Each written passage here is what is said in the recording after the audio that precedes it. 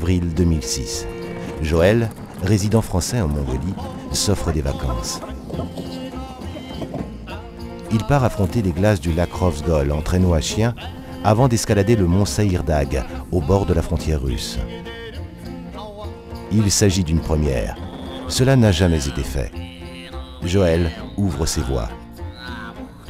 Le musher va vivre cette aventure avec Suchet, un jeune mongol citadin.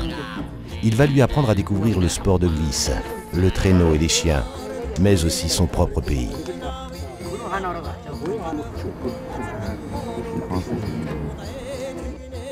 Joël possède bien des records, mais cette fois-ci pas d'exploit, pas de compétition.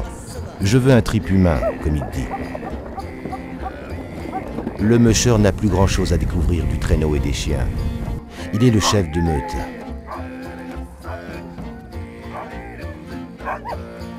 Maintenant, grâce à son attelage, l'homme veut pouvoir mieux regarder autour de lui.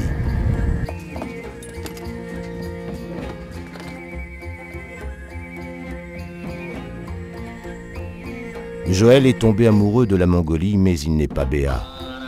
C'est de l'amour vrai, celui qui est fait de complaisance bienveillante, mais pas d'illusion, pas de cécité. Les difficultés pour s'établir lui ont appris que rien n'est facile en Mongolie.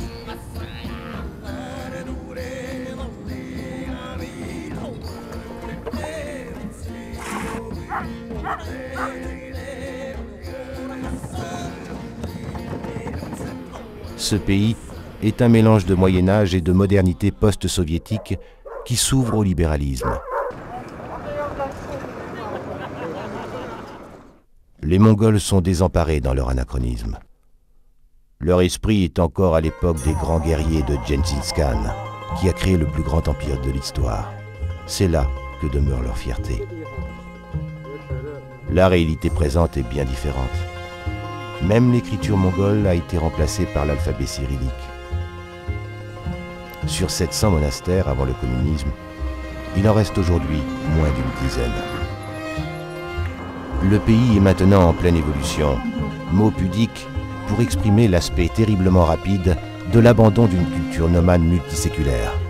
La Mongolie est un pays qui est en pleine mutation, avec une évolution tellement rapide que les Mongols n'arrivent pas vraiment à faire face à tous ces changements, à toutes ces modifications. Malgré 900 km de mauvaises pistes jusqu'au lac, malgré la glace, les imprévus, la fatigue et le froid, c'est dans le plaisir et l'amitié que les deux hommes vont cheminer au milieu des décors grandioses et des réalités de ce pays si passionnant. Du déjeuner avec le consul à la cérémonie chez la chamane, Joël sait créer son bon vent. Depuis sa première expédition, son but reste encore de se donner les moyens de continuer cette existence. Et c'est parti pour une vie.